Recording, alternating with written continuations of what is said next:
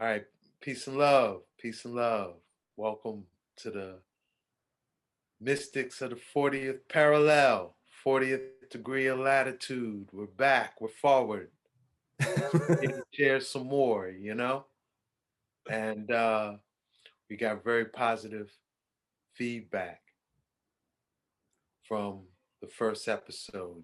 A lot of people seem to have been waiting for us to come together and, build collectively on this research we've been doing. So I've been looking forward to this episode, and I know it's going to be a good one. We're going to focus on electricity and technology. I think we're going to name this one Enoch or Enochian. Which timeline are you on? Or something to that effect. But yeah, we're going to look at this timeline manipulation and the role that electricity, computer technology played in it, And I started first last time, right? So we're gonna, swap the baton. We're gonna let Mike open up this go round, and so I'm gonna pass it on to the Susquehanna alchemist. You know what I like? I like the Susquehanna sage. Like alchemist has like a little bit of like some history with it, which I'm not necessarily tied with, but the sage, but I recognize the sentiment behind it. So it's kind of fun to play these roles. First things first, like I've been so excited for this follow-up conversation for a variety of reasons. I'm excited to share the information which I have to share. I'm excited to hear what you have to share, because it complements so perfectly, but it's so different. And I think it's through these two different views that we get like a deeper understanding of what we're working with. And I also want to say this, it's like, you and I are both very conscious of the fact that, we're working with the energy of the 40th parallel. We're working with like the specific land where you are and where I am, just like as naturally as breathing. But if you're watching this, like you're just as connected. Like there's a billion different things for you to put your attention on, and there are a billion other people who aren't watching this at all. But if this is something which is capturing your attention and awareness, like regardless of like how much, is like this is your energy too, and it's we're building this collectively, and so we're kind of talking about it. And I think like our piece of the puzzle is certainly like painting a story or an understanding, but it's all of us which are stepping into it right now. So with that said, I'm going to get started. So screen share right here. Where is my, all right, here we go. Let me go to the top here. So pulling back the curtain, the biggest mystery you never knew existed. This is always my general kind of like Susquehanna alchemy sort of like teaser. But like you said, or we talked about a little bit, this is going to be called Enochian to Eniac. And, there's an assumption I have that, there's a general familiarity with John Dee and Enochian magic, even if it's just like, conceptual. So I'm going to work from there. I like to always start off when talking about John Dee is, this painting. This is the most famous painting of John Dee. And this is from an article by, I think his name is pronounced Jason Louv or Love. And what I found is there are a lot of people who write about John Dee. They write it from what I would call an apologetic kind of perspective, because he's got a bad reputation. And so Jason fits that description. And so I say that for people so that, I don't want to go and dictate how to interpret John Dee. I just want to tell you, this is the stuff associated with him.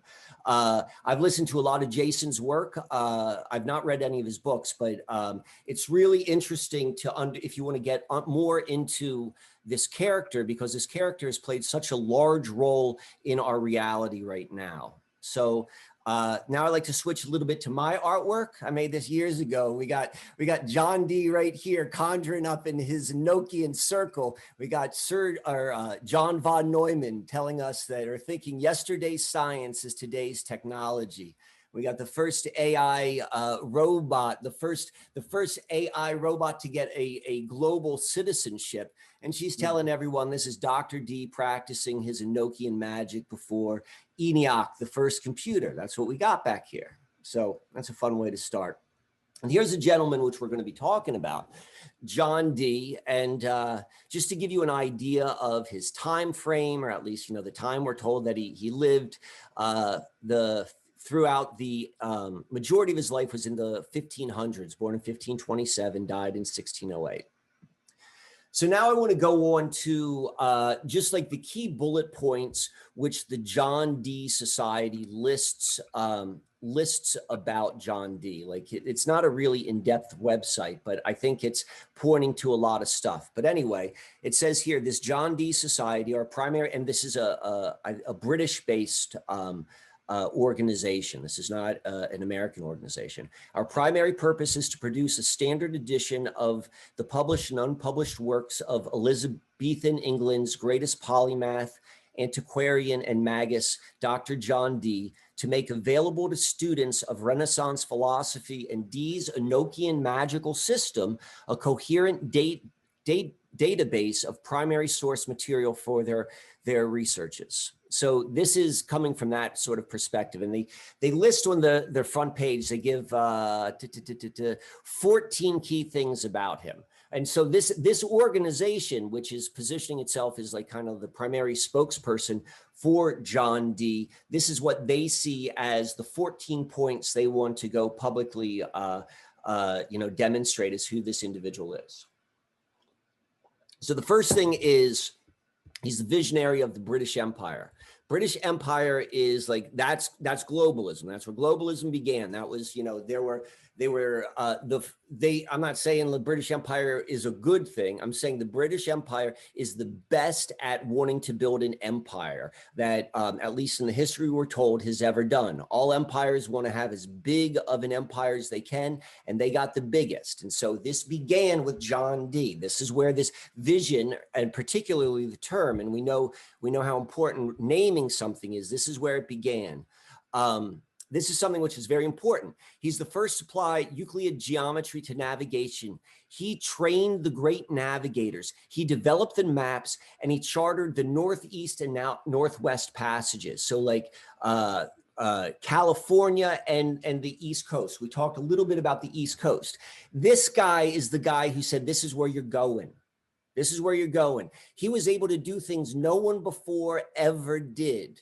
You decide, I decide, why did he know that? Like basic history tells us the reason why the British Empire went from this small nation, Britain, and became the biggest explorers, beyond Spain and Portugal, who had hundreds of years of a head start.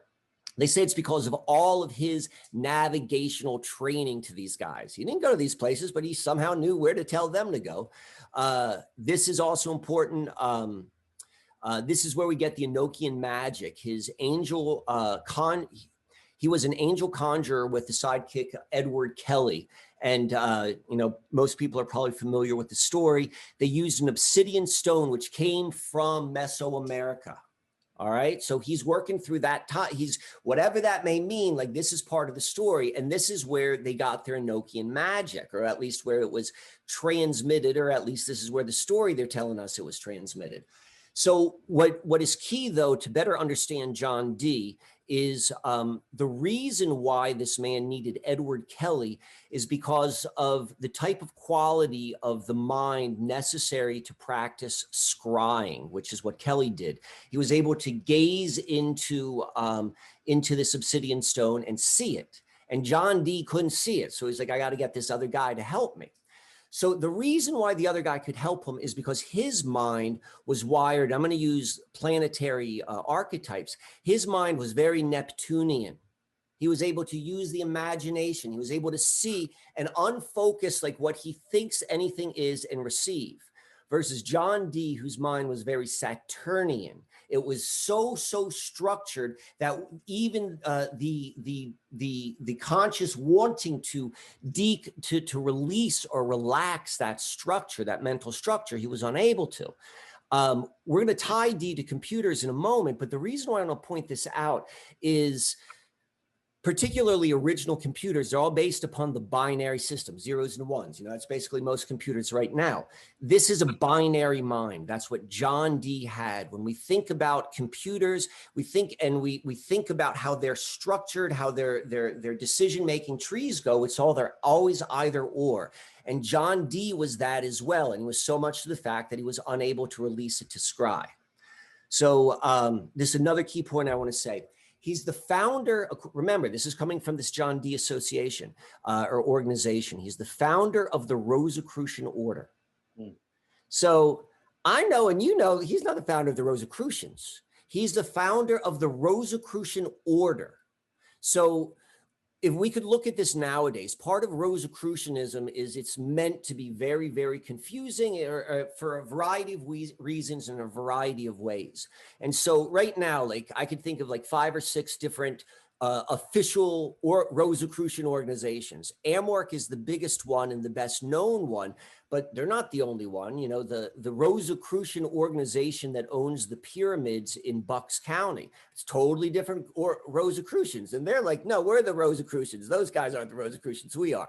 So this is the same thing. This does not say the Order of the Rosy Cross. This does not say, you know, the fellowhood or whatever. It's just saying whatever the Rosicrucian order is, that's what he founded. This is another thing. Mapping mathematical studies for the future.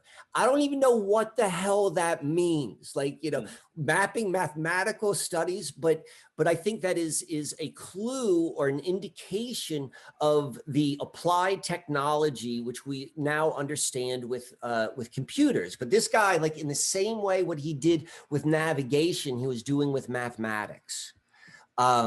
All right. He also he established the legal foundation for colonizing North America. He came up with the legal justification. So this is one of the reasons. So, you know, I tell everyone, make up your own mind. The reason why I tell you to make up your own mind, because I've made up my mind. I've made up my mind. And, you know, that's just me as an individual, and I'm able to do that. And I don't want anyone to make up their mind based upon what Mike made up. But this is why I made up the mind. 2 things.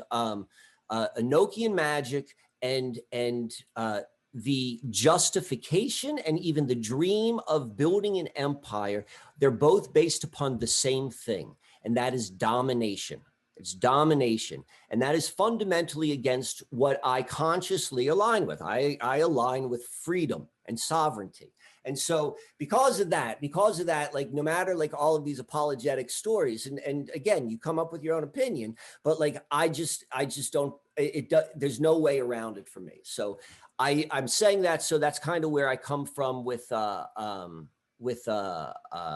thoughts on John Dee. So here's an interesting picture. This is the image depicts John Dee, Queen Elizabeth's personal astrologer, passing a lantern symbolizing the exoteric tradition of Francis Bacon.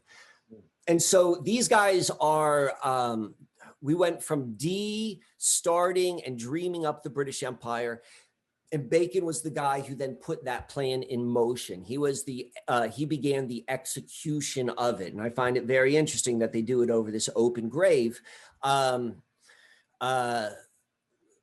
With Bacon, I've got a little bit of a different personal opinion, but again, I'm not going to get into that. But I thought this is an interesting thing. These guys are linked, and primarily everything in history tells us that they're not linked. But if you like look at their storylines, obviously they were linked. This is considered the only kind of like imagery which connects the two of them from that time period. So now I'm going to move on a little bit more art before we like dive in into like some of the number stuff. But here's that piece of art we saw earlier. It was painted in 1913, and it was titled John Dee Performing an Experiment Before Elizabeth I. This is where I got that image from. And this is, I think, you know, this is very, very telling. So the painting of John Dee, astrologer Queen Elizabeth, contains a ring of hidden skulls. So they, what they often do, I guess, with older paintings, but this really isn't that old. It's 1913. It's not like a Renaissance painting. They were doing, I'm not certain why, but it was X-rayed. And in the X-ray, this ring of skulls is what John Dee was originally painted, surrounded it, and then it was painted over. And when you take that in context of like, oh yeah, we've got this death imagery again. And there's a lot of ways to interpret that.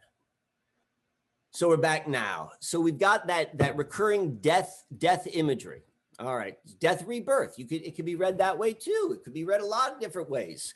So now I'm going to go to this. This is an essay which was written by Donald Tyson back in '96. And the importance for pointing that out was, like, if you go back to what the internet was in '96, it was not what it is now. And it was a very different technological world.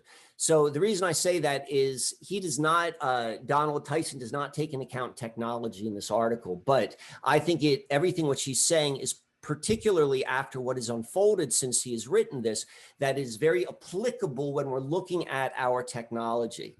And so just to give a little bit of background on who Donald Tyson is, I just like cut out some of the, I don't know, 20, 30 books which are accredited to him. And you know firsthand, like writing is, you know, if you're putting out that many books, like that's a lot of effort. So Enochian Magic for Beginners, that came out in 2002.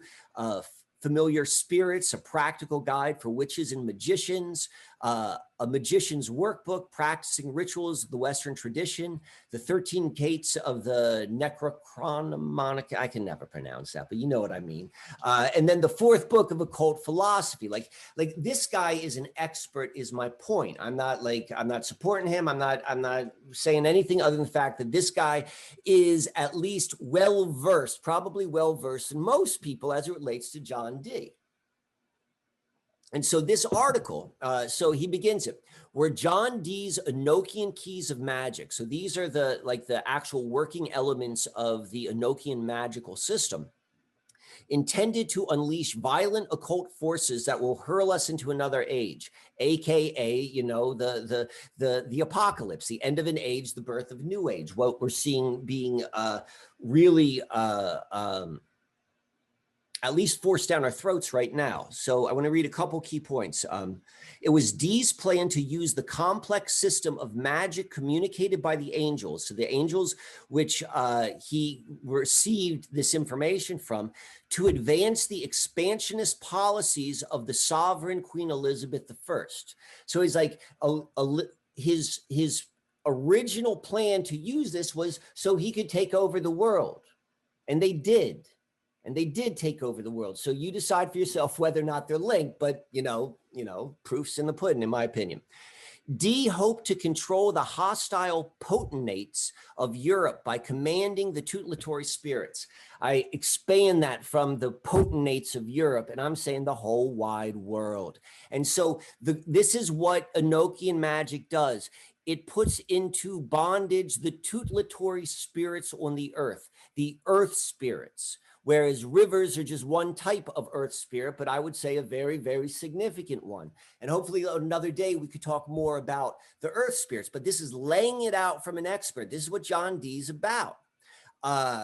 We can see this is Tyson's thought on Dee. I will present what I believe to be the angel's secret agenda, which they concealed from Dee, to plant among mankind the ritual working that would initiate the period of violent transformation between the present aeon and the next. So this guy's basically saying, Dee was innocent. Dee was a good dude. The angels tricked him. And maybe that's the case. I don't know. But the guy wanted to apply it. The guy wanted to apply it in a way which is still, in my opinion, like, you know, it is a domination policy. What the Enochian angels conveyed to D was not merely a potent form of magic to rule the tutelatory spirits of the nation. It was an initiatory formula designed to open the locked gates. And so he goes on. I really recommend reading this article and reading it like, first from the author's perspective, and then apply it maybe to maybe some of the way which we look at things. But this guy's like calling out what it is. So I'm going to switch now, and I'm going to go to the Susquehanna River. And the general overarching storyline within the Susquehanna mystery is this river, this tutelatory spirit, which is quite possibly the oldest river on the planet. So just imagine what type of tutelatory spirit that would be, is under a huge bondage ritual. It's a 400-year ritual, and that's easy to identify. And it was in order to apply a certain agenda. And one of the ways which we can see this and understand exactly what was happened is through the practice of sacrificing your first fruits. This is an ancient practice. The first of what you do, you put and you give it to your deity. You give it to your deity, and you're like, this is what I want more of. Like, I give this to you first, and bless my bounty. I ask for a good bounty. I give this to you first. I was just watching The Godfather with my boys, and it's a wonderful way to teach brother to brother relationships. I've got a 13 and a 15-year-old, but one of the things, like, I haven't seen the Godfather series for a very, very, very long time, and I'm watching it, and just like this whole idea of paying tribute, right? So we've got this. It's the same sort of. This is a manipulated tutelatory spirit, and what it's manipulated for doing is like whatever is put upon it. You got to go and make this populate.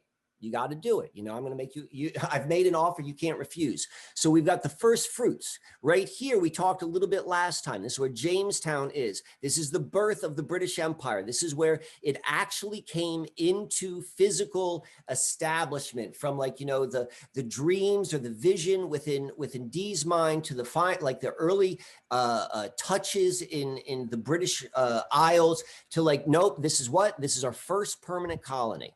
And so we've got this right here. And then what we have here is the birthplace of computer technology. The first one is here. And then right here, where these three wires come together, is where we have the birthplace of three-wire distributed electricity. And we see all three of these are on this river and taken together. This is not the only way, but electricity and computers, they have to go hand in hand. And then when we add in the globalism, it's like that's where you get your internet. And we're going to come back to that later, but I want you to be able to see it. Like, this is it, like in magic theory, and then we can go and look at it in practice. And we know what they were trying to do, and we see all this sort of stuff. So right here, we can see Eniac. This is a historical marker.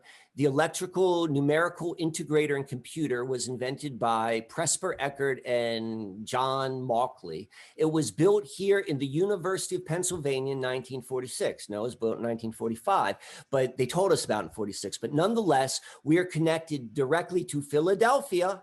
This is where it was built. Philadelphia is where it was all built in every way. And so it was built there. And we also connect to Ben Franklin at his university. The invention of the first all-purpose digital computer, that's ENIAC, it's the first. The invention of the all-purpose digital computer signaled the birth of the information age. There you go. This is it. Here's your sacrificial lamb. This is it. So now we've got this sign. ENIAC, the first large-scale general-purpose electric digital computer. ENIAC was delivered to the U.S. Army's Ballistic Research Laboratory, Aberdeen. It's now known as Aberdeen Proving Grounds. Here it's called BRL. Oh, it says right here, Aberdeen Proving Grounds. Built, see, in 1947, built by the University of Pennsylvania. See the numbers. They're just lying about the numbers. Built by the University of Pennsylvania under an Army Ordnance Corps contract. The whole computer industry began as a defense network plan. It was designed by the Army. It was designed to kill. That was the logic behind all of this. with technical supervision, blah, blah, blah. And what they did was, this is the story which we're told, and it's probably true to an extent, but we're going to get into it deeper. This is where they went and they calculated how to be the most efficient killers at a distance.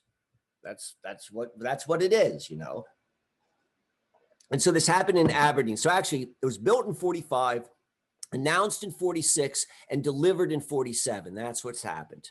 So here we go. This is Eniac, or at least this is the picture which they showed us. It's really kind of creepy. It's got like, to me, it feels creepy. And maybe it was the way the artist presented it. But, you know, this is where it all began. This is where it all began. This is Rosemary's Baby, my friends. So let's look a little bit closer. This is the Chesapeake Bay. This is the Susquehanna River. This is the Susquehanna River fuels of all of the fresh water that goes into the Chesapeake Bay. 50% comes from the Susquehanna. That means like 10% comes from the Potomac, and like 4% comes from the James. This is why this Chesapeake Bay is the Susquehanna. It's the flooded valley, and this is where it transitions. So part of the things of ancient altars is they were built where it was obvious. And this is where they started finding the first mounds or building the first mounds. But the importance of it wasn't like, I'm going to put my sacrifice just like out in the middle of the field. It's going to be where it is evident. And so what we see in this map right here is at the evident locations, at the transitions, are where the first fruits were offered. And this is Aberdeen Proving Grounds right here. This is, I don't know, like 5 miles, if even that. But you could see it's right on the water. Aberdeen Proving Grounds, we could see here, a proving ground is a training area where a training center in which a military installation or reservations where weapons or other military technology are experimented with and are tested, or where military tactics are tested. Yes, it processed information, but in hindsight, we could see it was a weapon too. It was being proven too. All right. So let's keep on going down with this. And this is not the only first fruit of the computer technology industry, which we find on the Susquehanna. The first real big computer manufacturer was IBM, particularly in the 50s and the 60s, 70s, 80s. Like, you know, it wasn't probably until the transition of the 80s that IBM began to stop being the primary computer manufacturer. Where's IBM? Where was the birthplace of IBM? Endicott, New York. Where's Endicott, New York? Right here on the Susquehanna. So we've got that there. So now we're going to go and switch gears a little bit more, and we're going to go look at the first quantum computer company. I talked a little bit in the beginning about how traditional computers use binary decision-making processing, ones and zeros. But quantum computers, it doesn't do that. It does something else. It does something that they're like, no one can understand it. That's what they're telling us. But this is what quantum computers do, and they do amazing things. We could see this D-Wave computer, a small Canadian company backed by Bezos, NASA, CIA, same sort of guys. You know, we've got the founder, Gordy Rosicrucian, you know, he's one of the founders. And we just go and we look at the name. It's called John D. Waving. Hey, I'm John D. I'm waving to you. You remember my Enochian magic, my Eniac computer? Well, now this is my next computer. I didn't go away. Now, I'm not suggesting that was done consciously. It could have. It very well could have. But it could very well be the workings of this ritual. And that's kind of what Tyson goes into, is about how the ritual goes into the subconscious of all of humanity. But going on from that, so here it goes even deeper. So we got John D, Enochian magic. We've got the first world's first computer, or at least the birthplace of the information age, Eniac, and that was dedicated on February 15th, 1946. D-Wave first computer, their first demonstration publicly, February 13th and 15th. They're very, very close. 15th is the real day. We can see this is done right here. It's where we know this information. And so we see that both of them were done on Lupercalia. Lupercalia is an ancient Roman festival all about fertility. You know, we want this to prosper. But as they say right here, it's possibly pre-Roman. there ain't nothing new under the sun. It ain't pre-Roman. And so like this is part of the working. And so a couple more images. One of the ways which I think is another example of how we see this Enochian magic showing itself using river magic in another way is the fact of Amazon, just the fact that they're tapping into the name. And we see what Amazon's becoming. And I got like Jeff Beelzebub right here, sitting here. And this is the D talks, and how, you know, my thought is like there's a whole lot more quantum manufacturing which is behind the scenes at Amazon, but that's just my sense of it. I'm kind of like pointing humor at it in these images with D like on the computer yelling, "Bezos, we're running low on black goo. Pronto, pronto. You got it, boss." Like it's, you know, we know who's running the show here. So now I'm going to go. I got a couple more slides, but it's going to start tying it together. We're going to bump up right here to C, because you can't have computers without electricity. In fact, the electricity, it predates the computers by 75 years. And so first things first, we are in, you know, seemingly an electrical universe, an electrical physical environment. Electricity in its natural form is very, very significant to the human expression on life, or all of life expression in the world. But electricity, manufactured electricity, is not the same thing. And I'm not going to get into this now, but like, you know, if you just read the Invisible Rainbow, like it spells it out very clearly. The computer is an inversion of a truth, and so is the electricity and how electricity is created artificially. And what we see here is both sympathetic magic, and we see it's very Kabbalistic too, because it's all about creating a three-wire distribution of electricity, which is the left hand, the right hand, and the middle path. You know, we've got the negative, the positive, and the neutral from the actual physical way which the electrical current is brought to your home. And so it was done right here. It was done right there, and it was done in Sunbury, Pennsylvania. There was a hotel built there in 1871, and then it became the first building to be lit with Edison's three-wire system in 1883. And then here is a picture of like in Sunbury, where there is a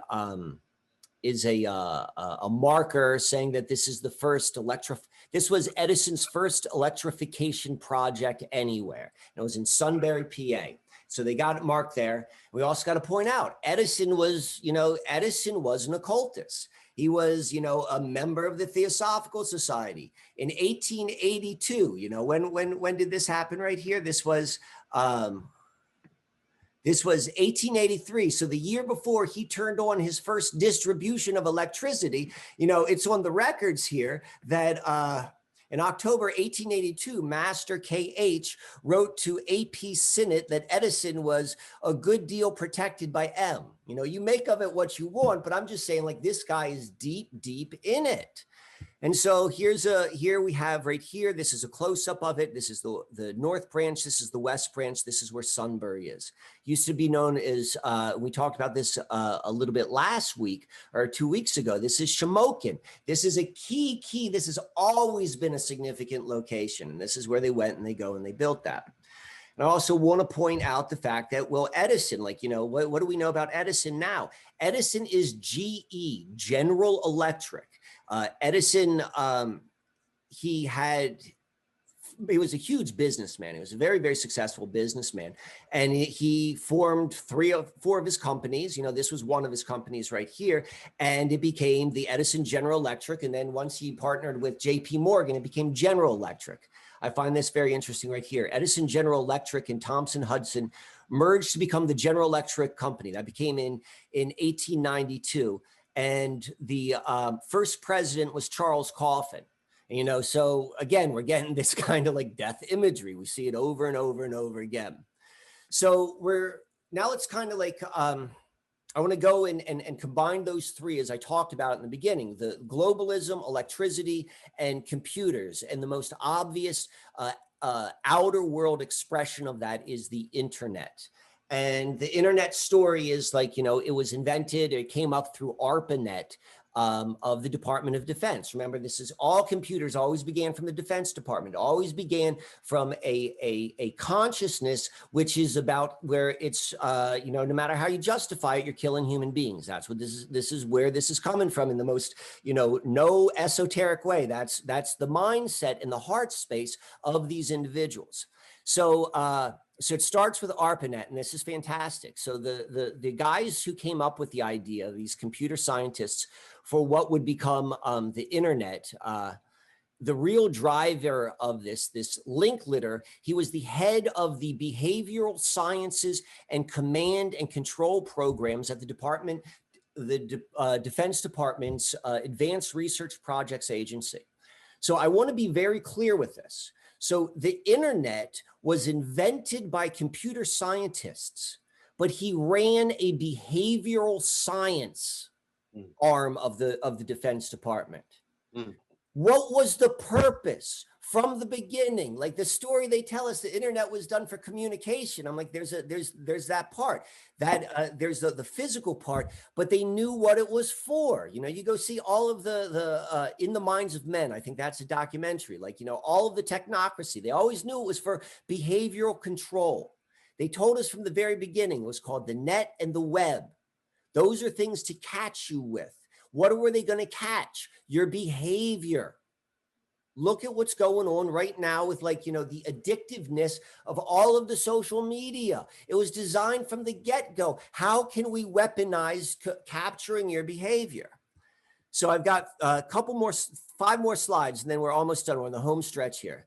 So let's go to where we are right now. You know, that we're obviously moving into, you know, I like to say we're at year 1 right now, or that's what they're going to be referring to this as year 1, last year being year 0.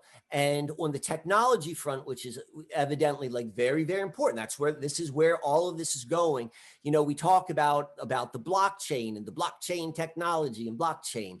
And so blockchain, and it's most tied right now with cryptocurrency. It's all, you know, we know it's all singularity. It's all getting more and more, the money and the biology and the electricity and the computer processing and the human being are becoming more and more and more and more. So blockchain is right now, most people who know it, they think about it just purely in the technology of cryptocurrencies. And so and there's an excitement around that. And, you know, I'll give my preamble when I'm done. But so cryptocurrency isn't about money. It's about electricity. So this is Bitcoin alone. Bitcoin, in order to process, in order to host the server farms that are doing the what they're calling the cryptocurrency mining, the computer stuff, the background stuff, the blockchain stuff, it requires more electricity than the entire country of Argentina. So on a day-to-day basis, like CryptoCoin, just to run that in the background, make no mistake, blockchain and the cryptocurrencies, these are about electricity. It's primarily, this is electrical. This is all electrical. That's what I'm pointing out. And we can see right here, Microsoft will mine Bitcoin with your brain. The reason why it's like there's not enough computer powers. Like other data centers do not require this type of energy. Like what the hell is taking this much energy? Like there's something like they're not that much bigger than other data centers. They're consuming more energy. And without really, I don't understand the technology of it, but I'm like, there's something which we can see in the context of everything else. And they're going to do it with your brain soon. All right. So, you know, maybe we'll do this another time. We'll talk about how this all ties into astrology and the turning of the ages. This is the entranceway of the Federal Reserve Board. All right. Cryptocurrency is definitely sold to the public as a grassroots freedom sort of thing. But when you walk into the entranceway of the Federal Reserve, who's supposedly letting go of their control, this is what you find. You find the etchings of the 12 signs of the zodiac. They know what clock they're following. They're putting it in the front door and they're telling everyone who walks through. Who's the guy I showed in the very beginning? John von Neumann, John the New Man. This is the guy. He is considered he's considered the John Dee of our age, not necessarily because of his magic, but because of he was the most brilliant man, just as John Dee was the most brilliant man. This guy is tied in directly to the founding of the computer industry. And he even, I believe, was one of the first people to use the word, the technological singularity. So here I'm going to go and wrap it up. Meet the new boss, same as the old boss. All right. The history of slavery. Slavery is the oldest industry. It's the oldest industry. We know what the oldest profession is. This is the oldest industry. It was established. It was an established industry at the beginning of Babylon. It was an established industry. This has never gone away. Now, what it does do is it changes its face. They say it right here. It will have vastly different systems, but it's still the same system. Meet the new boss, same as the old boss. Blockchain, embedded in their language. They're telling you it is slave trade language. It is right in your face. The actual trade of selling a human being to another human being. You put that human being on the block, and then you walk that human being away in chains. Now, that being said, and we could talk about this later. It's like, I'm saying this. We're in a period of time where like, you know, Mike, you got a better solution. I get that. And this is part of where we are right now. And we're learning. I share all this so we can navigate. And realize what's always been happening in the back of the minds. This is what it says right here. The Enochian communications teach not only that humanity itself must initiate the apocalypse through the magical formula, but the humans must be the physical agents. Like it's been put in us. It has been this magical working it's spelled out. It's in the subconscious. We have to work with it. But how we move away from it is first by understanding. This is the game that is out there. And like, this isn't just like me and you talking like, oh, woo-woo stuff. Like, I just laid it out for you. I laid it out for everyone to see. Like, you know, maybe there's more, maybe there's less, maybe I'm kind of right, kind of wrong, but this is the gist. It is consistently shown over and over and over again. Whew. All right. I return the stick. Man, that was Powers. There's a lot of overlap, a lot of consistency. I was taught it's in consistency you find the truth, you know? So yeah, man, I'm excited to share this part. So is my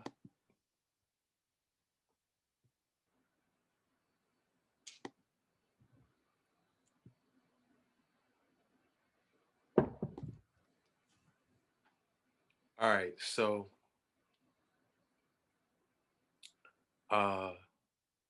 those that follow my research know that I focus on Philadelphia as being like the birth of Philadelphia, being a manipulation of a historic and prophetic timeline, you know, that the birth of Philadelphia was mimicking it was a historical event that mimicked a fulfillment of prophecy, but had a nefarious intention built in it, you know? So Philadelphia is like an act of magic, you know? Those that are familiar with my book, Great Mystery Philadelphia, subtitle is An Urban Act of Magic, you know? And when you get into like, what's the deepest form of magic? You're really getting into the realms of manipulating historic and prophetic timelines. That's the deepest form of magic a person can engage in, because you're actually your will, your intention is, potentially manipulating eons of space-time. So when you get into manipulating space-time, historic and prophetic timelines, there's really four nefarious ways you could do it. Only one benevolent, but four nefarious. Okay? First is anathema. Anathema is a term that means to make as if it doesn't exist. We'll get a little deeper into that. But I will just say, I'll give the examples here.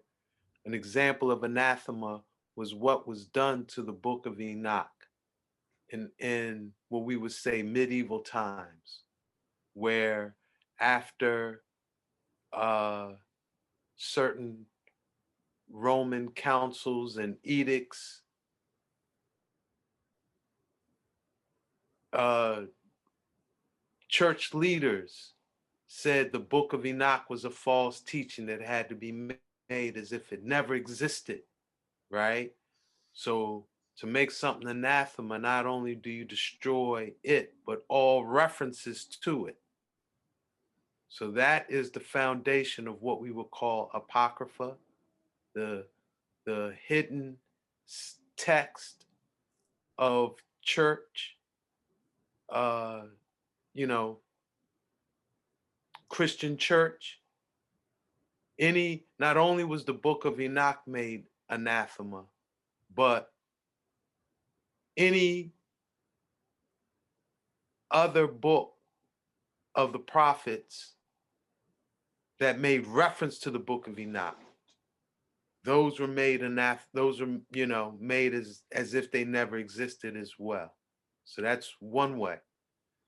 Another way is to pervert or distort prophetic teachings, Uh, the Prophecies of the Church of Philadelphia by Jane Lead is a good example of that, where she took a whole lot of biblical prophecies out of context to kind of justify piracy, justify enslavement, justify bondage, to create what we call Philadelphia today, Another way is to like read prophecy, know what it is, and then enact certain historical events that prevent that prophecy from being fulfilled, you know? And then the last way is to read prophecy, know what prophecy is, and then enact a historical event that would mimic fulfillment of that prophecy, but it really has like a nefarious intention or an ulterior motive embedded in it, you know? And really that is what we call Philadelphia today. This city of Philadelphia, it is mimicking fulfillment of a historic and prophetic timeline, you know? The prophecy of the Church of Philadelphia. We'll get into that a little bit. But ultimately it had a nefarious intention built in it, you know? And the key to decoding what that intention was and is and how it's manifesting, it centers around this statue right here, Prometheus strangling the vulture. And this statue rests at the steps of the immortal entrance of the Philadelphia Museum of Art, you know?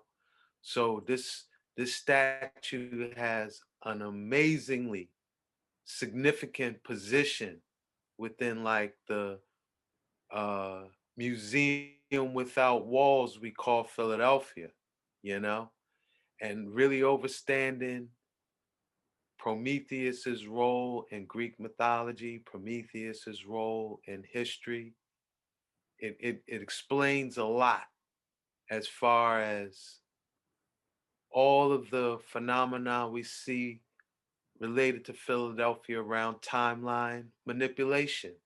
Philadelphia experiment being the penultimate expression of that, you know? So yeah, here's a frontal view of Prometheus strangling the vulture. Prometheus, his name means forethought, and he's like the crafty deceiver in Greco-Roman mythology.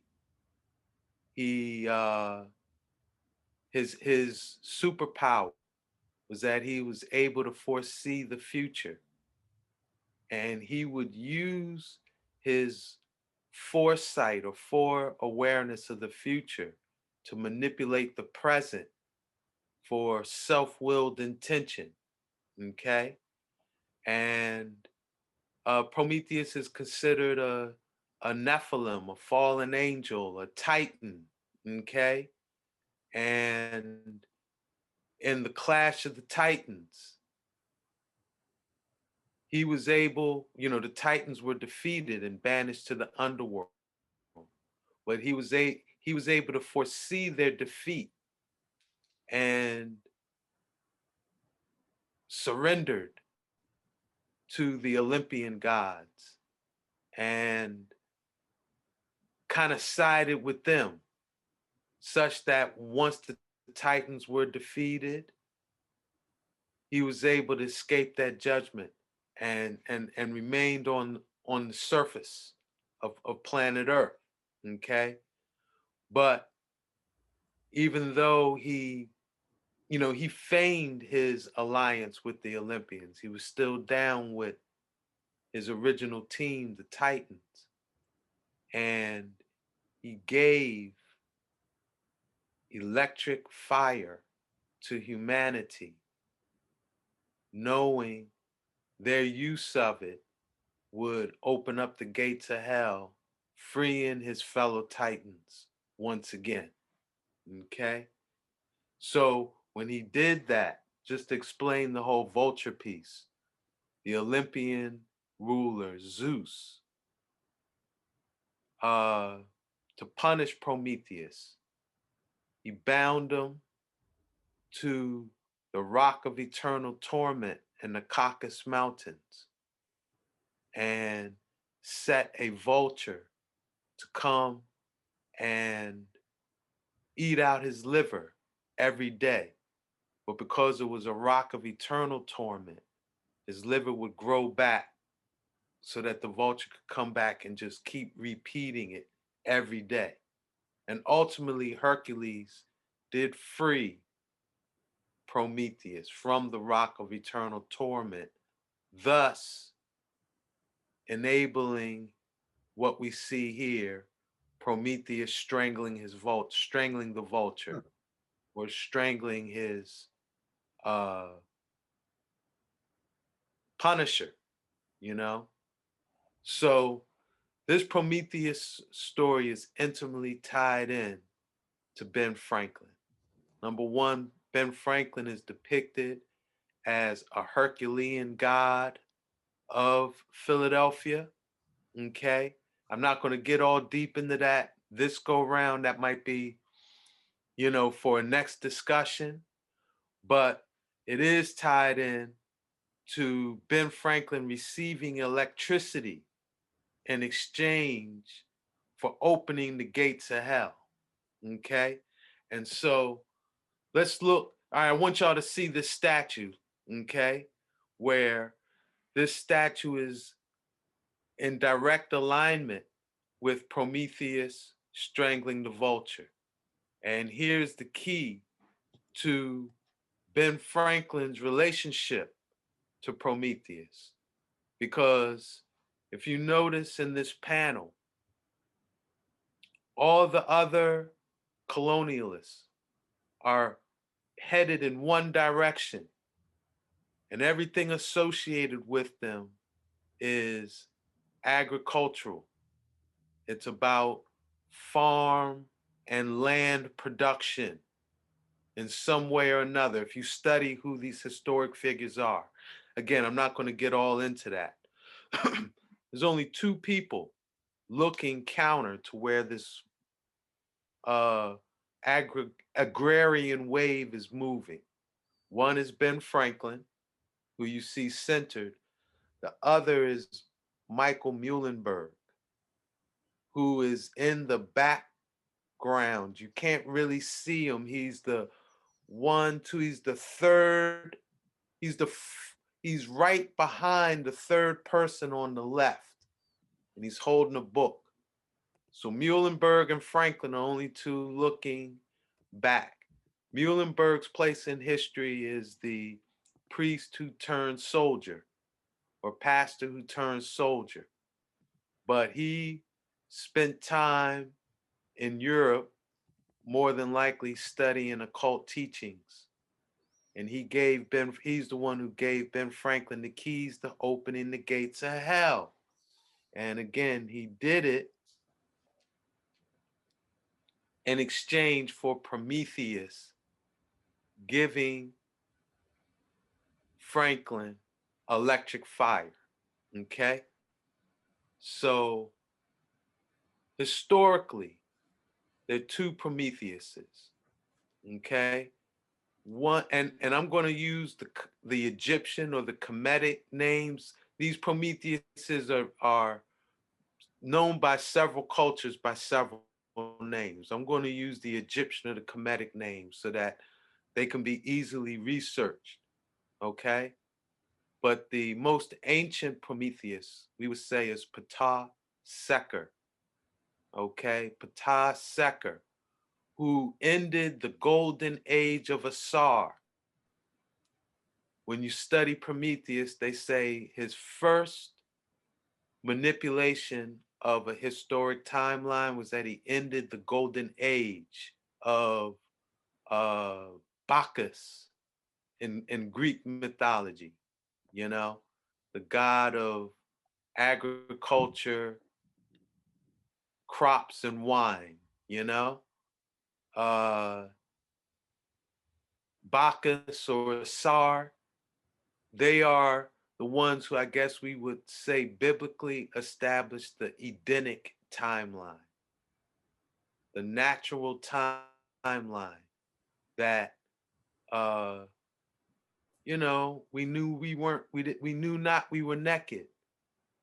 We lived in nature at one with earth and creation, you know, and uh every herb that was grown, that was our meat.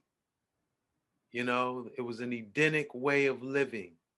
If we were to make the Kemetic correspondence to the Neter or the deity responsible for the Edenic timeline, it was Asar or Osiris, right? The Greek, another name form in Greek is Osiris. Okay, so Prometheus in Kemet is Ptah Seker. He ended the golden age of Asar along with Men-Er, by introducing metallurgy and weaponry to humanity, right? And that ultimately culminated in the founding of dynastic Egypt and the pharaonic lines of Memphis or Menefer, the city of men, where, you know, it was sacred to Ptah Seker. And he ruled for 7 dynasties from Menefer in the name of Ptah Seker Asar. Okay? So this was the first big manipulation of historic and prophetic timelines. Second Prometheus is the Prometheus after the Titanochemy, or the Clash of the Titans.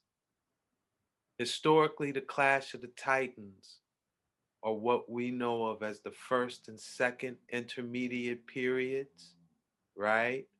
Where you had the Olympians, who would be the Thebans in Kemetic history, the followers of Amun Ra and Mut Sekhmet and Khonsu, who rose up from Thebes, Meroe, and Napata to reestablish the Assyrian order, right? And they fought against the Memphis power base of Ptah and Men. They also fought against another Neter and Kemet named Hereshaph, who is the Greek Hercules. Okay, so this is the real life clash of titans. And I do go in depth in this in my book, Great Mystery Philadelphia, because when you study Philadelphia, one of the things they show you here is that the clash of the titans continues. This thing isn't over. It isn't, it was an ancient battle, but it's continuing today. And Philadelphia is a major battlefront. Okay. So this second Prometheus, the Prometheus that stayed on Earth after the Titanoctomy, wasn't banished to the underworld. That's Ramesses II of the 19th dynasty, also known in Greek as Asmodeus. Okay, but this is the Greek Hercules, right? This is this boy right here. So why he's very significant as far as Prometheus and historic and prophetic timeline manipulation is it seems like Ramesses II had what we would call a time lensing technology. He had some way of warping the space-time continuum such that he could see into the future. And he used this technology to enact certain historical events that created what we call what I would call the Philadelphia experiment timeline today. Okay? There's a whole lot of evidence around it. I'm not going to get into all of it again because we'd be here for a very long time. But the most significant piece of evidence that I will mention so people can follow up on this is he built several temples. One of the most significant in terms of timeline manipulation is called the Osirian, and it's in the holy city of Abydos or Abju. This is the city that's sacred to Asar, pre-dynastic, right? And he built this Osirian, almost like, how when we look at how they manipulate timelines today and they build certain monuments, to kind of a slap in the face to the originals or the ones they're trying to throw them off the timeline, right? In the city holy to Asar, Ramesses II built a temple that the kings list excluded the Assyrian kings. They went straight from creation to the kings of Ptah at Memphis and led right up to Ramesses II. Okay? So, and his father was named Seti the First. The Setians, Ptah, Men, and Hereshaph, or the Kemetic Hercules. All of these ones, these are the Titans. These are the fallen angels. These are the Nephilim, right?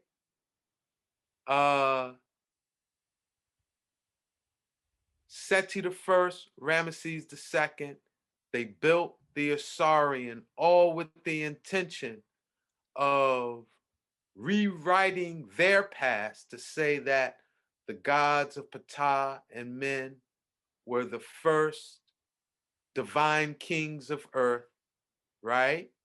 But there was also something very amazing found in the Osirian, and that's this glyph right here everyone can see, which is glyphs that appear like helicopters and airplanes. So this is why we say this man, Ramesses II, the third pharaoh of the 19th dynasty, appeared to have a time-lensing technology where he could see into the future, into this timeline we're in right now, right? We're going to fast forward to Ptolemaic Egypt, right? This character right here, Ptolemy Philadelphus.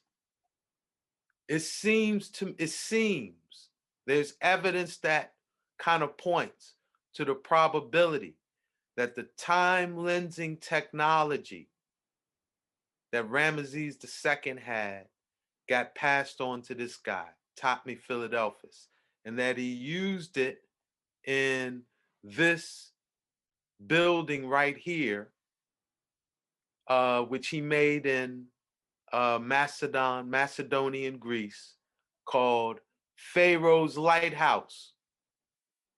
Now, both Ramesses II, and I should even say Ramesses II Osmodeus, he is the historic demigod, half man, half god, Nephilim, that the Greeks call Hercules. This dude, Ramesses II, he built so many temples. He conquered so many lands. He was like the ultimate Hercules, you know, the biggest, the baddest pharaoh of them all. Okay, this is Ramesses II, and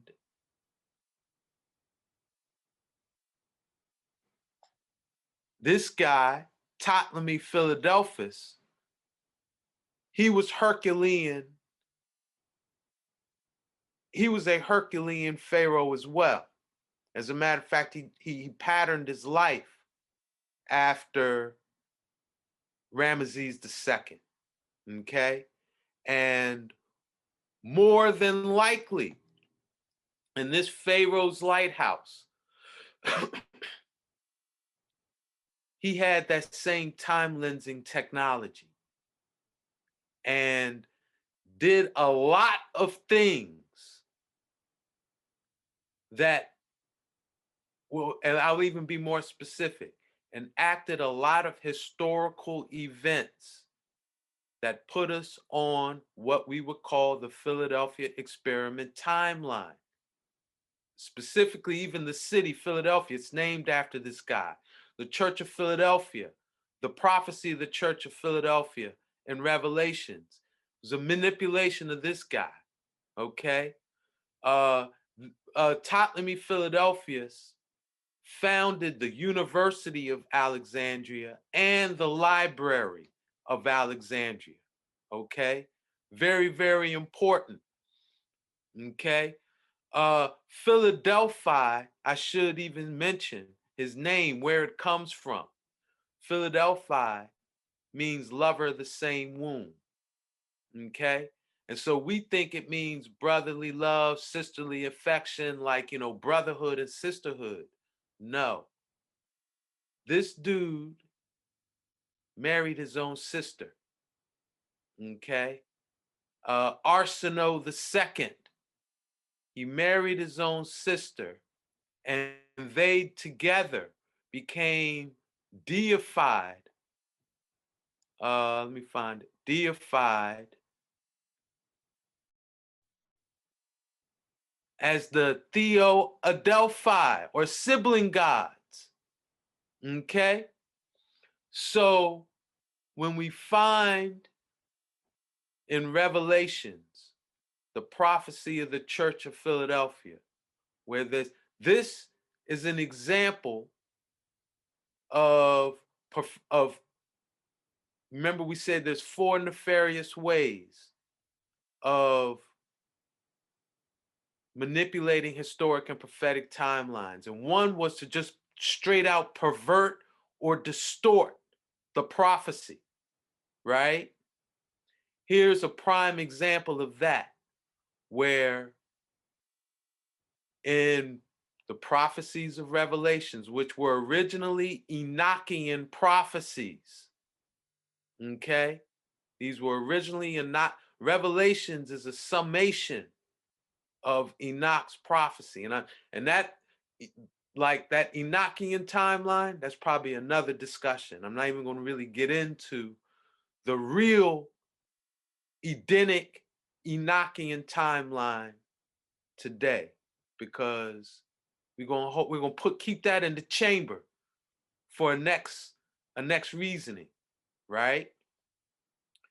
But Ptolemy Philadelphus took the original Enochian timeline and wrote a benevolent prophecy for him, his sister, and really the Ptolemaic bloodline, who we would say evolved into the Greco-Gauls, historically.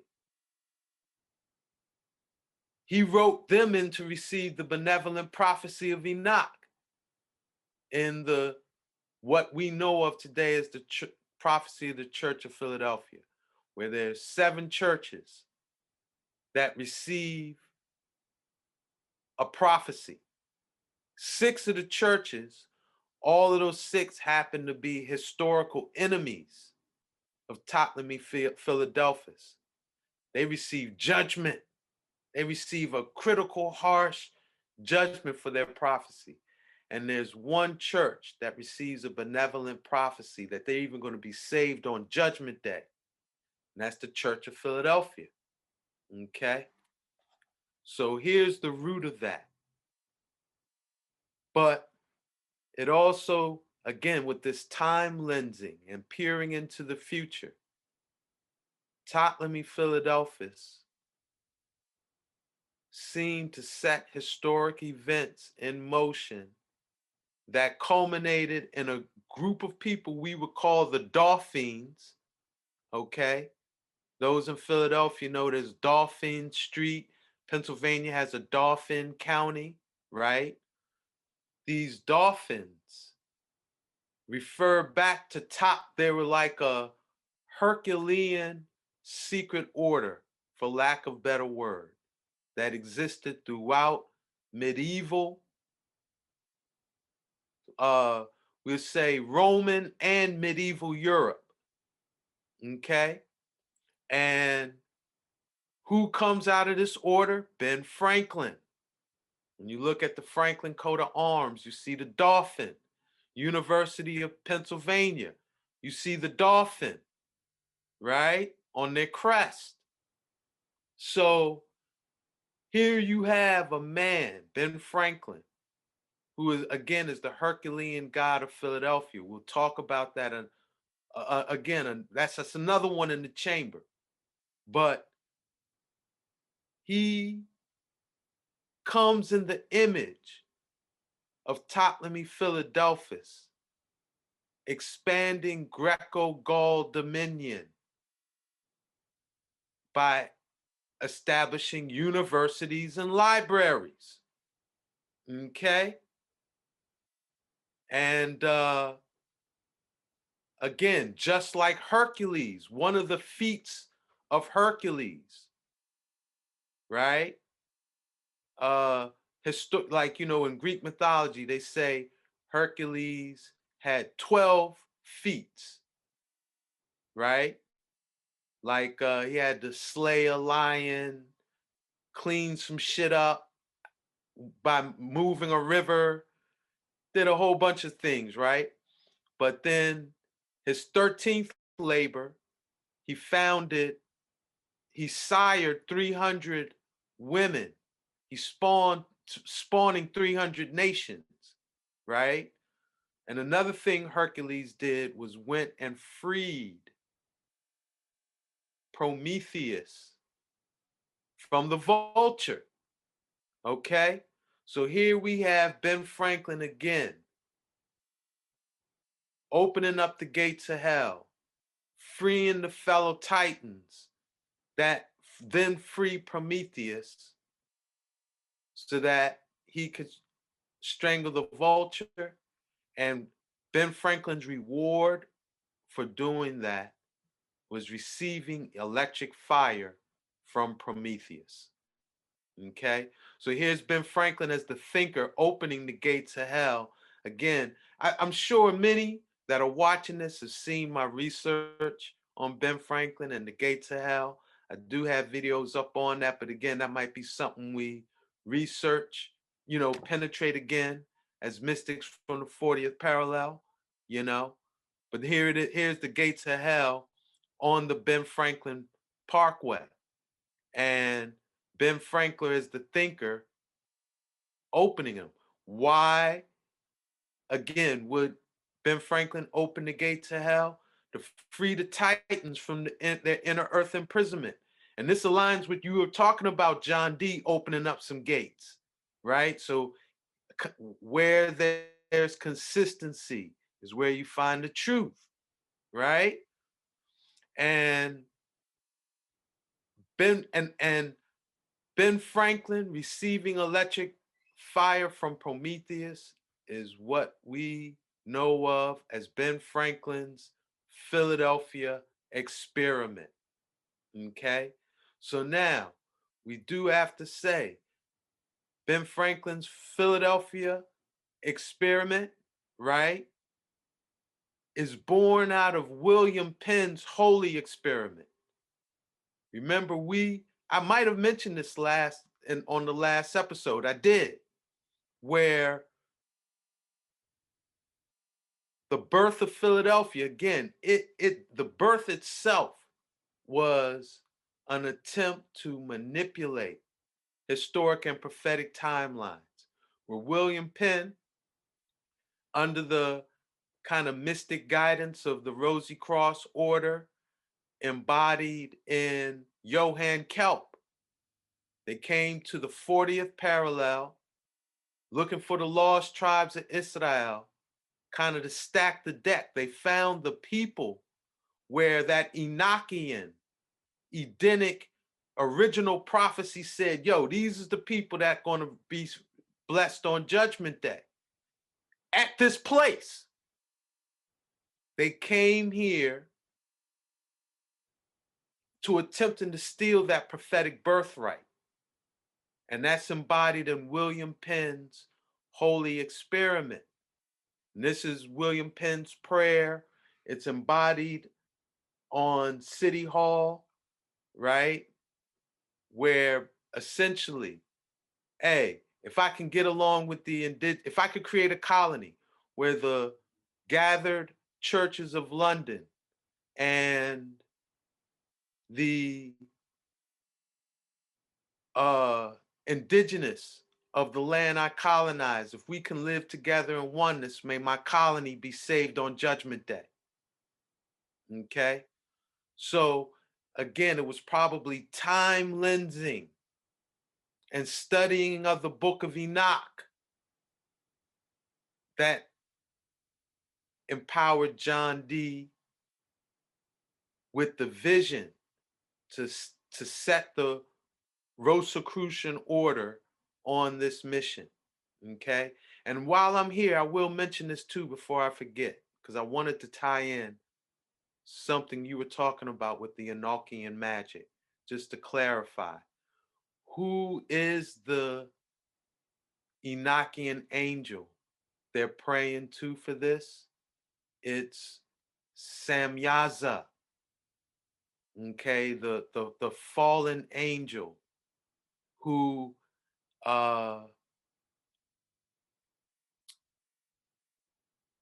in inverted Enochian magic is being used as what you would call the angel of punishment.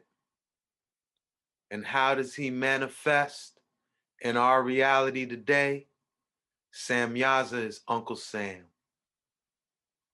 Okay, so I wanted to just hit that point real quick, but here we are in a city that was founded to manipulate a historic and prophetic timeline.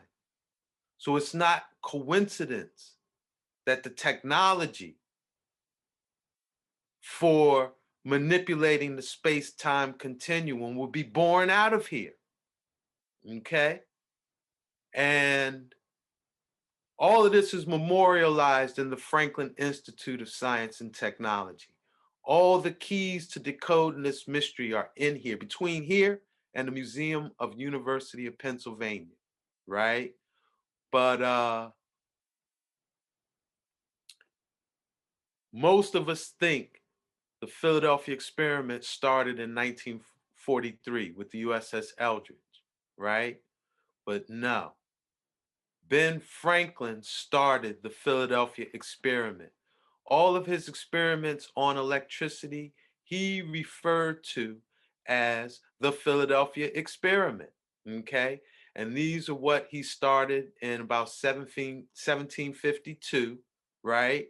He was a contributing writer to several newspapers in both France and England, and he referred to his experiments with electricity in his writings as the Philadelphia experiment.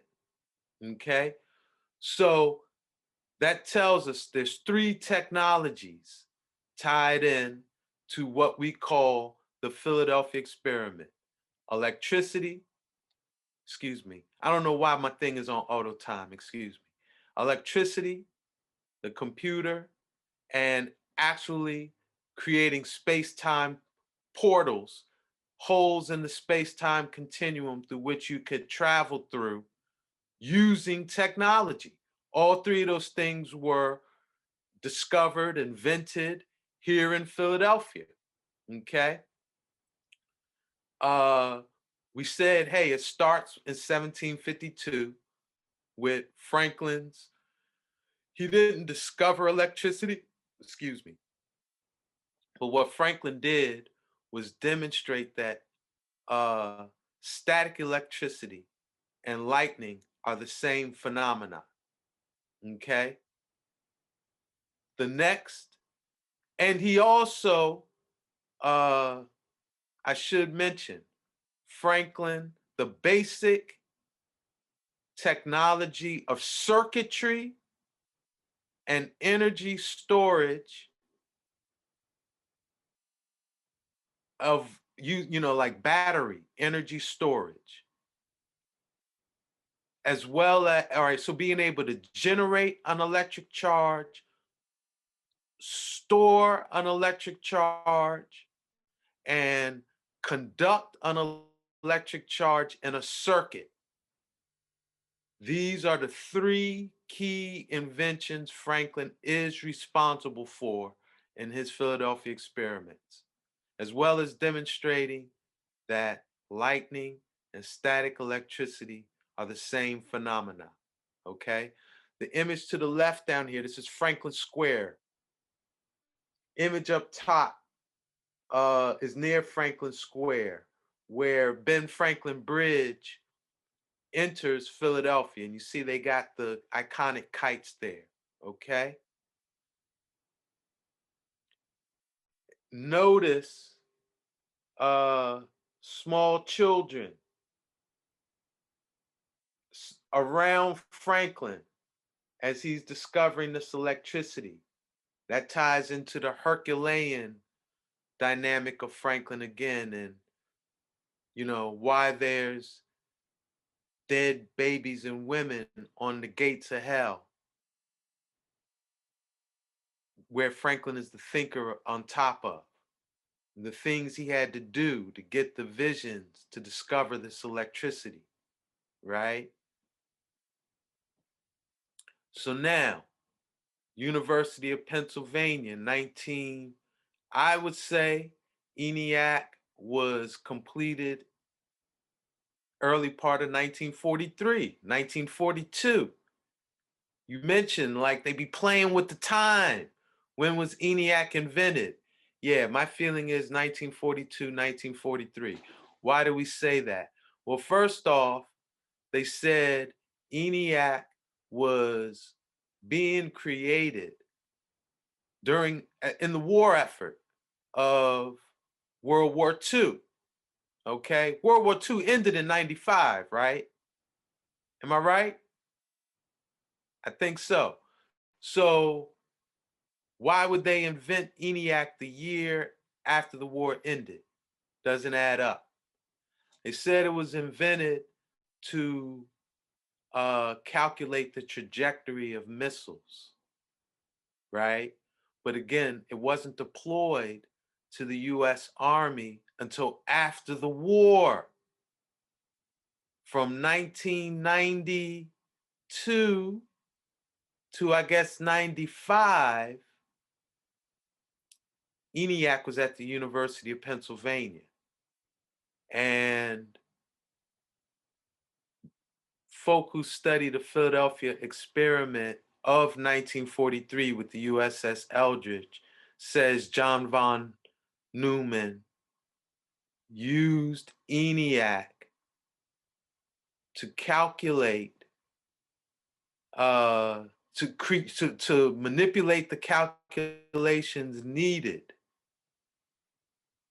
to synchronize the 3 generators of the USS Eldridge with the Delta T antennas they planned on energizing to,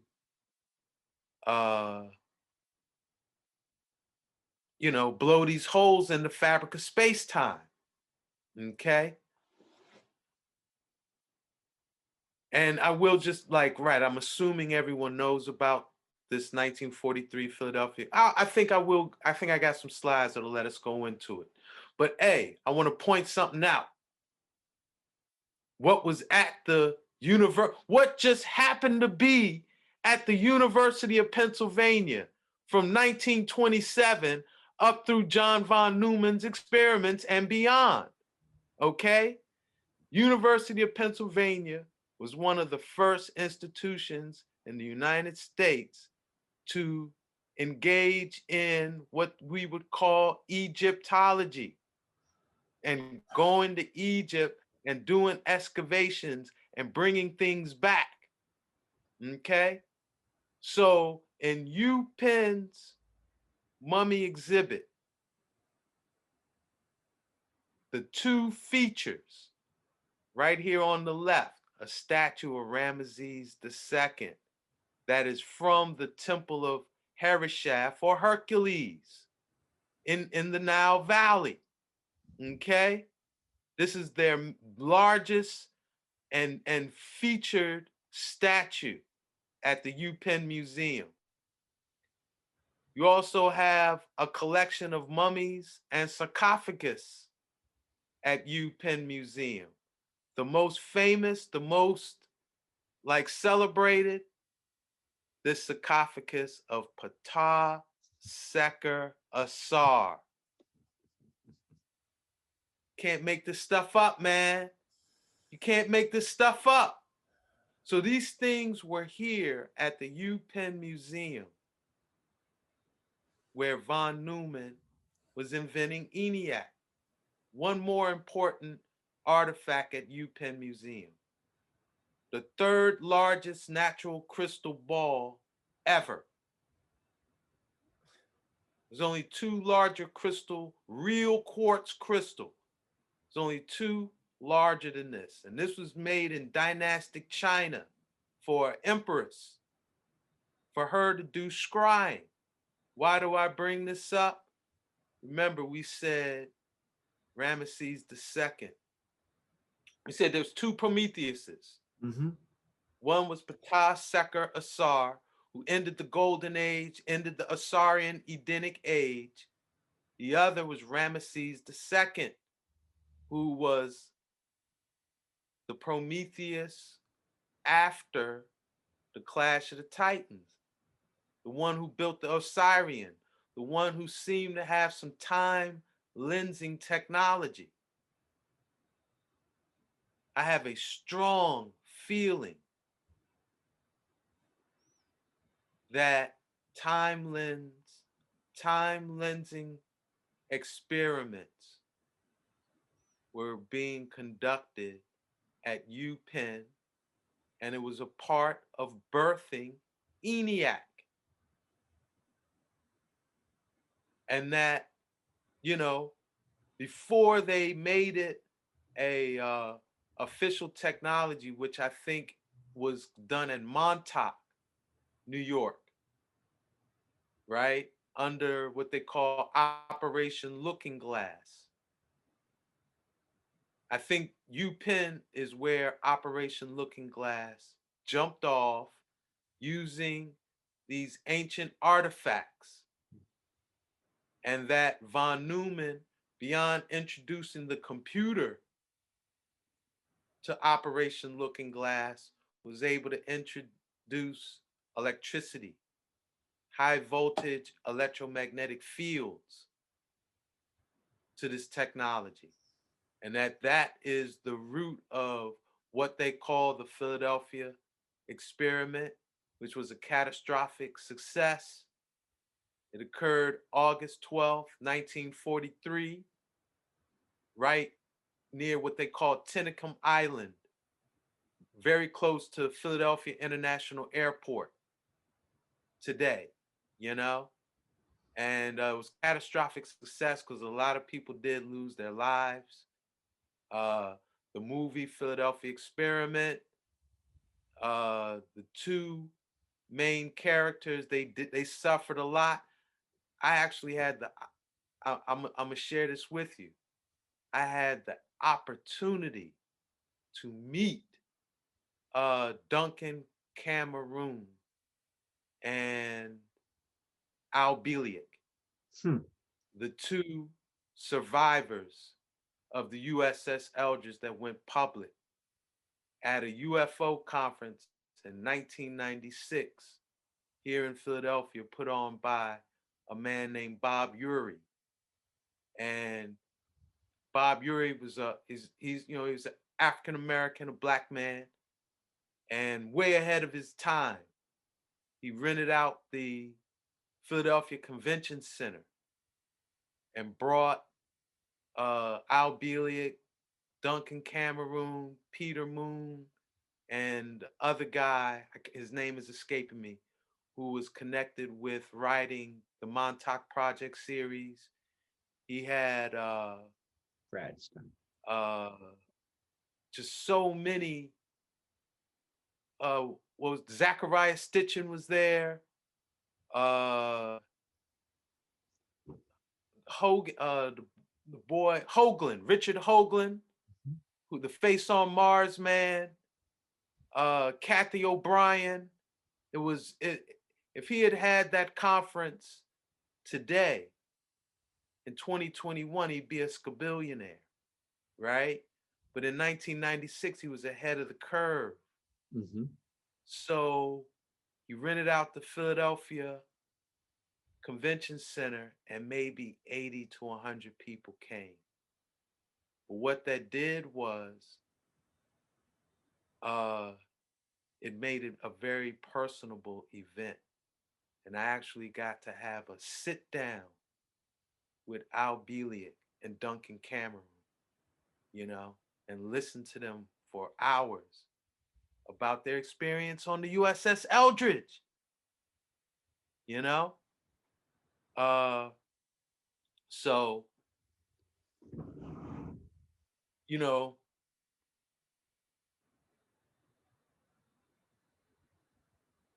to put their story in simplest terms, von Neumann opened a hole in the space-time continuum in Philadelphia, August 12th, 1943. And you could say that hole was it wasn't a circuit.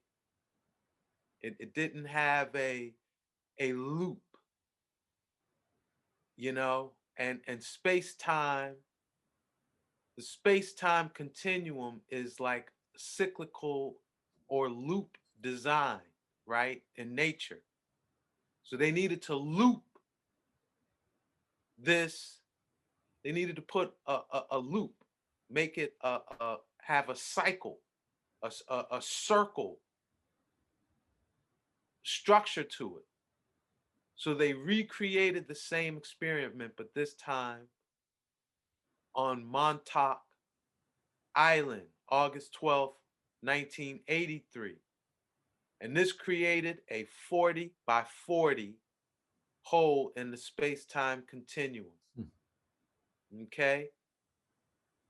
40 years in duration. And it's 1 degree of latitude, but what degree is it in distance? It's the 40th degree of latitude in space.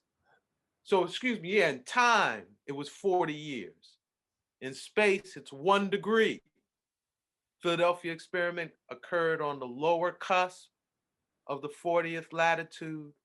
Montauk experiment, 40 years to the day, occurred on the upper cusp of 40th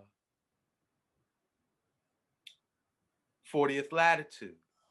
And when you read the Montauk Project, it's Operation Looking Glass. They created a chair that allowed them to peer into the future. And they were able to evolve the technology in such a way that they were actually able to send people physically back and forth throughout space-time through this 40 by 40 hole, you know? So that's, you know, I think that's more than enough, man. It gives people the gist of how Philadelphia as a city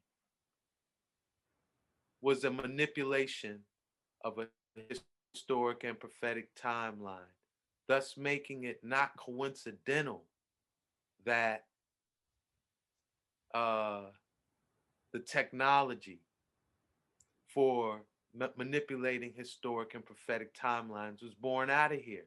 And those 3 key technologies being electricity, computer, and actual time travel.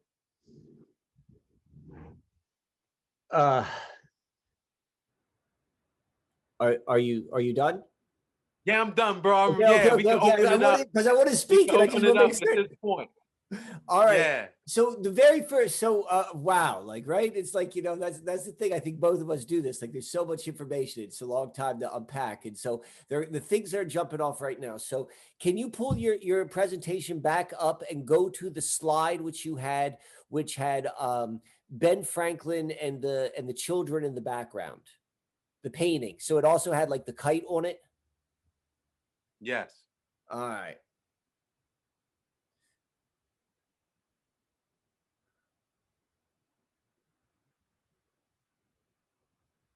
Not that one. Yeah, that one. And so is the very next one the John von Neumann one? All right, so you have it at some place where it goes one from the other. It goes directly from the Ben Franklin picture to the John von Neumann picture. You were going back and forth. Yeah. Okay. So just humor me for a minute, please. Look at that face, Ben Franklin's face. Now let's go look at John von Neumann's face. Damn, I see where you're going with this. Wow. Damn. Interesting. So I mean, I don't know if they're the same person, but but we see this thread showing up over and over and over again of a very strong likeness of major contemporary historical characters or major contemporary characters that look just like historical characters. The 40 by the 40 is I think so significant as relates to the Kelpius 40 by 40. Right? It's like we're playing with this on multiple levels. It's like, but it's this 40 by 40, and I just want 40 by 40, man. It's something about it. Well, how does that? This is the question I have. How does that relate to the dimensions of the tabernacle? Right. I know that I know that they are, they can be translated into to normal. I'm curious if that's close or whatever. Like, that's just kind of where my mind goes. but like beginning to think about, like, you know, I love to take this stuff and I love to apply it in very like practical sort of way, like what's happening right here and now. Another thing, I mentioned it in the beginning when we're talking about the 40th parallel and you know, and everyone else who's watching, you know, we're all kind of like connected to whatever it may be. So that the way you pointed out the fact that and I don't know if this was clear to everyone. I want to make certain this is so friggin' crystal clear in like literal like when thinking about like our physical space, like, you know, the time space continuum, that the two locations of the Philadelphia experiment, the Montauk and the Philadelphia, they were literally like, just if you can imagine those lines, like the 40th degree parallel as a line that goes around the earth like an equator, and then exactly like one full degree goes to 41. It's on the two different, like just above it and just below it. That's what was being explained. Like that whole chunk falls within this thing which we're beginning to, we're all connected to it because, you know, but beginning to look at it like that happened, that physically happened. What does that mean? The 40, as I said, also how that ties into the 40 and the 40. And here's the other thing: when we talked about Kelpius before, Kelpius, he died the day after he completed his 40th birthday. There's something about this encapsulating of 40, which is seemingly significant. And then the other thing which really jumped out at me is you mentioned that Pennsylvania has a Dauphin County, Dauphin, but it's not just any county; it's the county that houses the capital. So it's like when we begin to recognize, like when you're talking about William Penn's Holy Experiment, the Philadelphia Experiment, and like this, and like going back to Egypt, like this stuff hasn't ended. Like it's the same thing, and it's like this is the space where at least this part of the story, we know what's happened here. You know what's happened by looking at the characters that were involved in the history involved. Like, you know, this is where it is, and where it. You talked about it, or we mentioned this before. We talked about the wilderness. This is all within the wilderness. Dauphin County and Philadelphia, they encapsulate the wilderness between the Delaware River and the Susquehanna River, where all of this experimentation, this like outer, I concur with you completely about the Eniac probably was in running for a long time before like it told us. I mean, that makes so much sense. So I don't know, just excited to say that. And then I've got one question which I'm hoping you could go a little bit deeper into, and that is, what'd you talk to the guys about? What'd you talk to Al about? When you went? That was such. Because, well, first off, you got to know this is 1996. What I was about 25 years younger. I was, you know, I was the young head. I was the youngin' on set. You know, but I did know who they were, and was just in awe to the reality that I'm sitting here in circle with them. You know, and what I would say is that, okay, now what I will say is this: Duncan Cameron didn't speak at all. Okay, he was the one who they say they, you know, if you saw the Philadelphia Experiment, the movie, the one whose arm would get inflamed with this energy, and eventually he just kind of died. Well, what they would say is that his death was going to greatly throw off the space-time continuum. And so they had to go back in time to his father, create a scenario where he birthed another child. So here we are in again, now this whole Philadelphia experiment has created these divergent timelines, right? He had to go back and create another person who would fulfill most of the things that Duncan Cameron was supposed to do. Okay. And, that's who this guy was. Wow. And he appeared. I've seen a lot of traumatized people Mhm. in my life. Okay. He by far appeared to be the most traumatized person I've been in space with. Wow. And the closest person I've seen in recent history who had his affect was Barron Trump, particularly the younger Barron Trump when Trump first got in office. And it really made me reflect on that. I think what's his name? Ingersoll. Swan? No, no, no, no, no, no, In- no. uh, the guy who wrote a book, I think called The Last President, but it was like this idea that Barron Trump was sent back in time. Mm-hmm. You know, you got to remember who's or what's Trump's alma mater? UPenn. UPenn. Okay, he went to Wharton School of Business.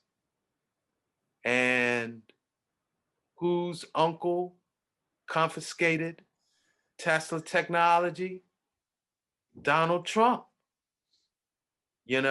and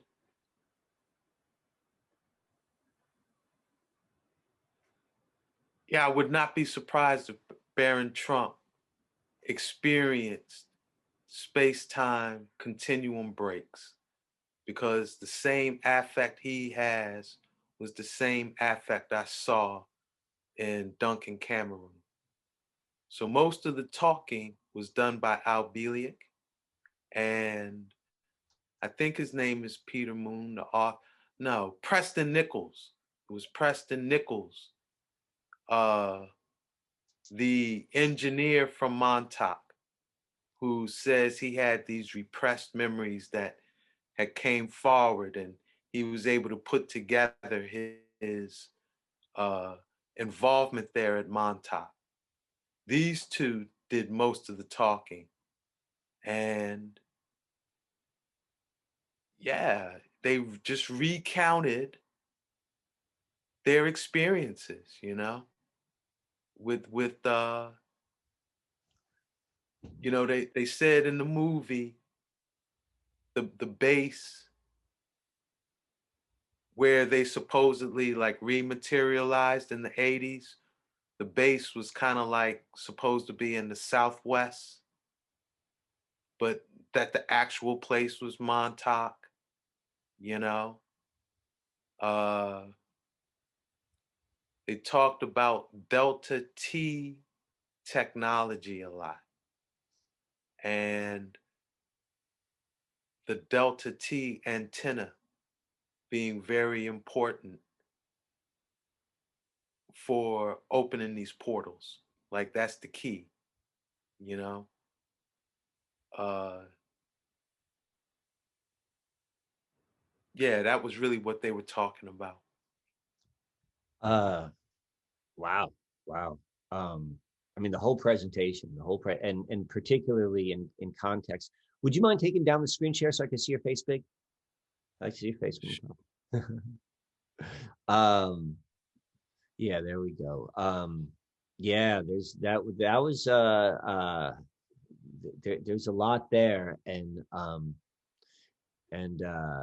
it humanizes it. It humanizes it when you talk about the individuals that you sat with them like in physical space with them, and that's a fascinating observation regarding Barron Trump. And it's funny, like I'm not a big follower of politics. Like I know the storylines that are going on, but um his has been like the human being, the child, the Barron Trump that we see on the TV. Like there is definitely something within like that the expression on his face, which has always captured my awareness as well. And so it's that's kind of an interesting thing. And then in 2 years from now, it's going to be 40 years from the 83rd or 1983.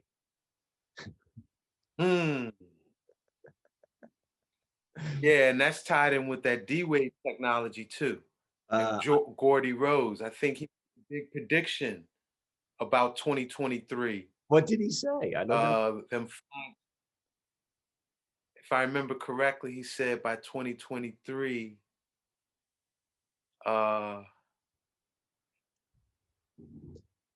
they're going to have a technology. They said, I think he said an experiment will be done by D-Wave computers that proves gravitational lensing. Wow. So I took that, yeah, I would just recommend the listening audience look up the 3 predictions of D-Wave and Georgie Rose. But because I'm kind of just remembering this off the top of my head, but how I interpreted it was that by 2023 they were going to the experiment. It was a reason.